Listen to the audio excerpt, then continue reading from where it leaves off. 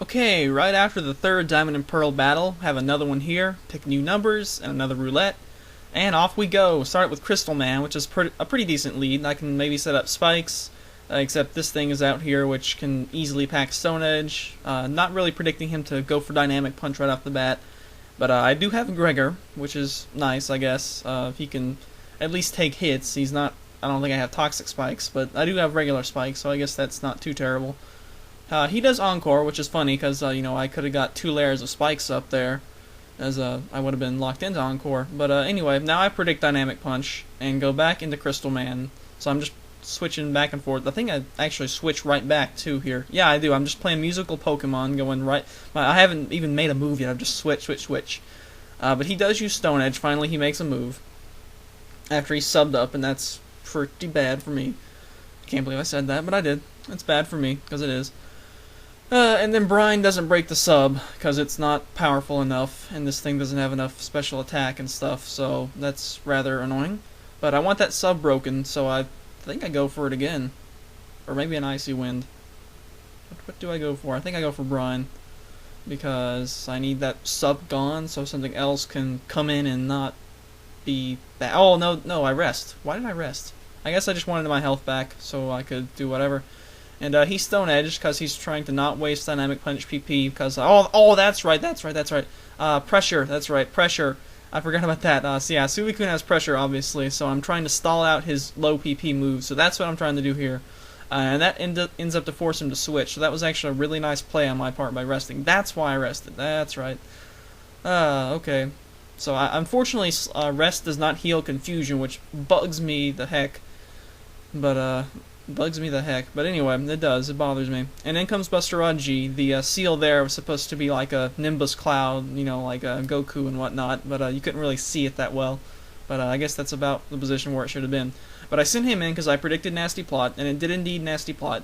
So I know it's probably sashed as well, like I am, so I decided to go for, try to get a flinch with a Rock Slide there. Didn't get a flinch. He got a crit on me.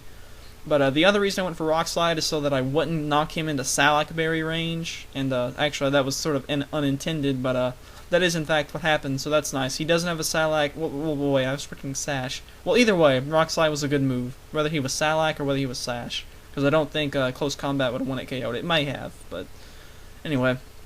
He decides to save it for later and sends out a Bat and a Man, which takes Close Combat really, really well, and based on how much that did, there was that lefties too, it's probably defensive. So I send out Cold Man, who is so easy to beat, easiest boss in Mega Man and Bass, or Base, whatever.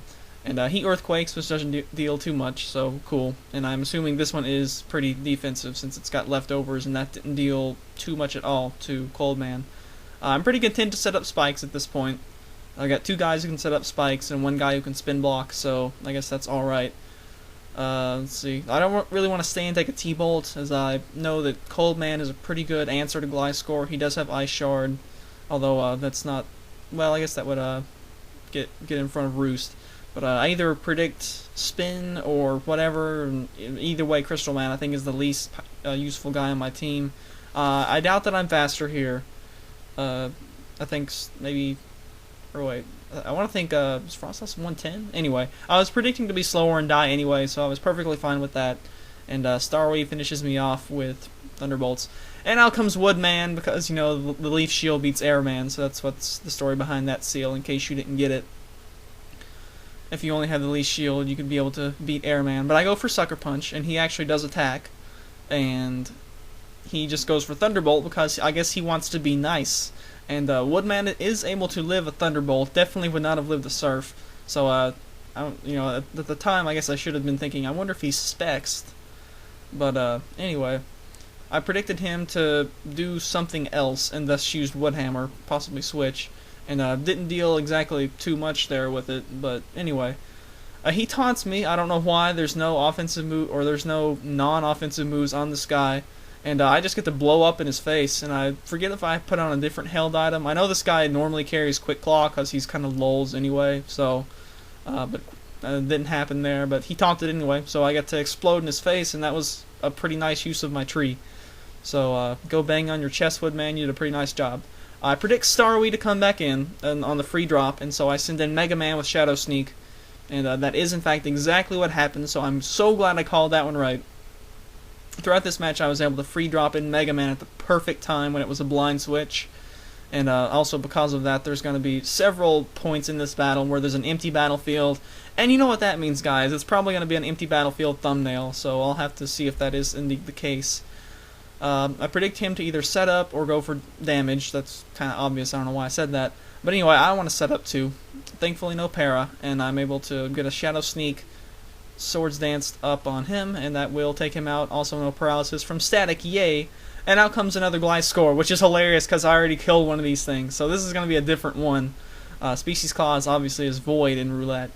And so I send out Psybeast here who can do some Icy Wind to it. And we'll see how much he takes from Earthquake. And Earthquake does a pretty good amount to considering this is, Suicune, pretty bulky. And I think I see there that's also a Life Orb. So this one's an offensive one as opposed to the previous one, which was defensive. So I've got like 135 hit points here, and I'm going to try to wake up. This is my turn to wake up. I think about keeping him maybe, but nah. I'm going to stay in, try to Icy Wind. It might make him slower, but since he's offensive, I doubt it. I get a 3 HP live, and I'm able to fire off an Icy Wind. Obviously no Yache Berry since it's LO. However, he lives it anyway, because this thing's freaking special attack is not that good, obviously. You couldn't even break him a champ sub with a stab attack, even if it was Brine. But anyway, he finishes me off, which is perfectly fine. Now that Gliscor... Oh, yeah, here's the other... Yeah, he dies to the Life Orb, so here we go. Another empty battlefield thumbnail for me to pick, and I think there may even be one more after this at the very end. But in comes Goro. This is regular Goro, not Goro version 2, who was in one of the previous Diamond and Pearl battles. And I free drop in Mega Man. I think about close combat, but then I realize, hey, I have Psycho Cut. So I just go for that and takes him out. So another really good use of Mega Man on the free drop. And his last guy is Heracross. So I don't know if it's Scarfed or whatever. I'm just going to go for Psycho Cut, as it'll likely kill. He did take some spikes damage, so that's good too. I think he just ends up to be faster than me and uses Mega Horn. So I know Mega Man, it's one of my first guys that I ever made, and he doesn't have very good IVs whatsoever. And his EV spread is really funky. But anyway, I send in Cold Man. I'm just going to be content to explode. And he missed the Stone Edge there, but I don't know if he didn't have close combat or if he had Brick Break or what. But anyway, I got a critical hit explosion, so that's funny, and that ends the game. The only Pokemon I end up to have left is that 1 HP Buster Rod G. So that was a pretty nice finish, really close game. And we were 1 and 1 on the day, so that was pretty nice. And yeah, I got one more battle up against Seaman, and that will close out 2010. So later days.